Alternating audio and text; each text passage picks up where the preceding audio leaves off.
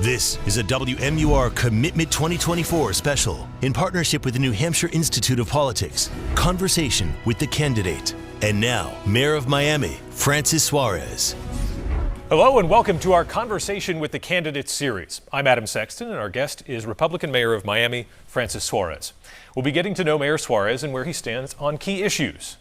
At the start of our show, I'll be asking the candidates some questions, and then after a break, we'll have our studio audience ask their questions in a town hall format. But before we begin with that, let's take a quick look at the candidate's biography. Francis Suarez is the mayor of the city of Miami. He was first elected in 2017 and re-elected in 2021 to lead the city of about 450,000 residents. Suarez also served as a past president of the U.S. Conference of Mayors. Previously, he was a City of Miami commissioner, a position he held for 8 years. Suarez is also an attorney specializing in corporate and real estate transactions. In announcing his bid for president, he said he believes he can grow the tent of the Republican Party not for an election, but for a generation. Suarez earned a bachelor's degree in finance from Florida International University and earned his law degree from the University of Florida. He is married to Gloria Fonts Suarez, and together they have 2 children, Andrew and Gloriana. Mayor Suarez, thanks for joining us on Conversation with the Candidate. It's great to be with you, Adam. So here we are in the wake of yet another Trump indictment. And I saw someone pointed something out that was very interesting, saying essentially, if this was anyone else in the field, Trump would be merciless. He would be after them about it, whether he thought it was fair or not. So why do so many Republicans give him a pass? Well, I think, first of all, that's probably true, the first part of your statement. I think the second part of the statement has to do more with his supporters than with him, right? I think it's hard as a candidate to alienate the majority of the party, right, who are supporting him throughout these indictments, and in some cases supporting him more as there are more indictments. So I think that's a reflection from the candidates of an understanding that you don't get to the nomination by upsetting 50, 60% of the party. So I think that's part of the equation. I think the other part of the equation is there's a sentiment, whether people believe it or not, or whether everyone believes it or not, or members of the press believe it or not, that it's a bit unfair that's piling on. You know, you have this federal case and then you have the state case, which sort of mirrors a lot of the allegations in the federal case. It just seems very, very political.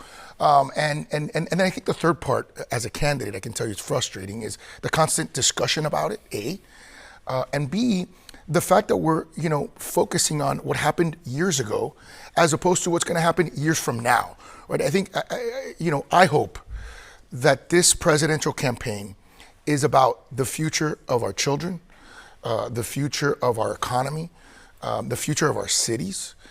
When I think about the fact that today's the first day of school for my kids, and I'm here in New Hampshire, it's the first time I missed the first day of school for them. I think about how precious it is that we're trying to build a kind of country where they can be successful. That's what the conversation should be about. It really shouldn't be about the current president, the former president, their legal troubles. And I think voters got to ask themselves a threshold question. Do they want the 2024 election to be the same election as the 2020 election with the same candidates? That's where we're heading. If we don't change anything, if nothing changes, if no candidate breaks out, we're heading towards a repeat of the 2020 election. So I think voters need to ask themselves that question. If the answer to that question is no, then I think the second question they have to ask themselves is, what do we want? What are the qualities and the characteristics in the person that we believe has the ability to lead our country into the future? I believe I'm that person. I want to have a conversation with America where I articulate the reasons why, where I talk about my background, where I'm from, what I've accomplished, what my vision is for the future of this country. I think that's a healthy conversation. I want to focus on the 80% of things that we agree on, not the 20% of things that we disagree on, which is what I think modern day politics has devolved into, this sort of divisive, destructive process, which is really not democratic. And I think what you see and what people are saying around the world is democracies cannot solve big problems. And when you look at the big problems of this country, inflation, high interest rates, the border and sort of immigration, generally speaking, and the threats of China and the sort of disruptive new economy that we're in, and how we're going to position our country to take advantage of that. Those are big issues, and we need bold leadership to confront those issues and to solve them and stop blaming other people for it. You mentioned Florida schools. I'm curious for your perspective on this curriculum that's gotten so many headlines around the country that Governor DeSantis supports. That in the social studies portion, teaching about American slavery, it says that slaves gained some skills and may have benefited from that. What are your thoughts on that? It's sad. It's sad that the governor has decided to extol the virtues of slavery. I think he's been condemned by both parties, certainly by Republicans. Many of them have come out and said this was a mistake. And I think what he should have done is taken an opportunity to lead. Leadership is not always, sometimes it's about admitting you made a mistake. I mean, as leaders, we're human beings. We are fallible, right? We make mistakes, and sometimes you have to own it and say, look, we're not going to do this. You know what I mean? We're not going to, maybe someone believed that this was well-intentioned. It's not, and it's wrong. And we need to call it, say it, like it is. And it's an opportunity to lead and say, look, we're not going to do this. I think he lost that opportunity. I think it's part of sort of his never back down philosophy. That's the pact that supports him. And I don't think that's right. I think sometimes when you make a mistake, you have to own it. We all do it. And I actually think people respect you more for it because they realize, they say, look, he took ownership of this, and it would have been good for him to do that. He didn't do it. And I think that's part of the reason why I think he's losing a lot of support. There's something missing there. In Miami, you're not too far from Parkland and Marjorie Stoneman Douglas High School, the scene of a terrible mass shooting in 2018. Yeah. How, if at all, did what happened there inform your views on gun policy? We're very, very blessed in Miami. I think because of good policy, we've seen dramatic reductions in crime.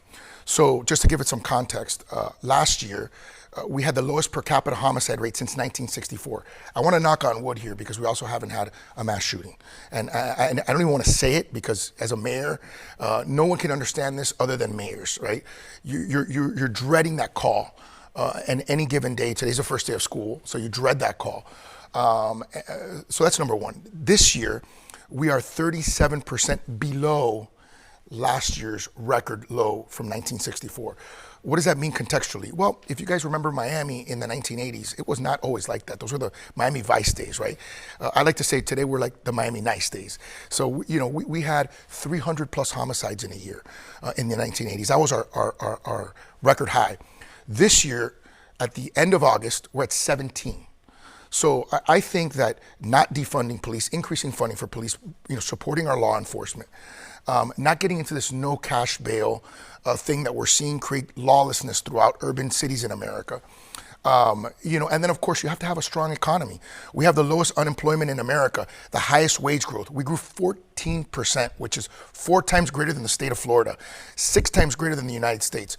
Having a prosperity agenda combined with safety is what reduces violent crime. We also are focusing on homelessness, right? We had 608 homeless in a city our size, and we're the first major city in America, I believe, that has committed to having zero homeless. We call it Functional Zero. It's my Functional Zero plan.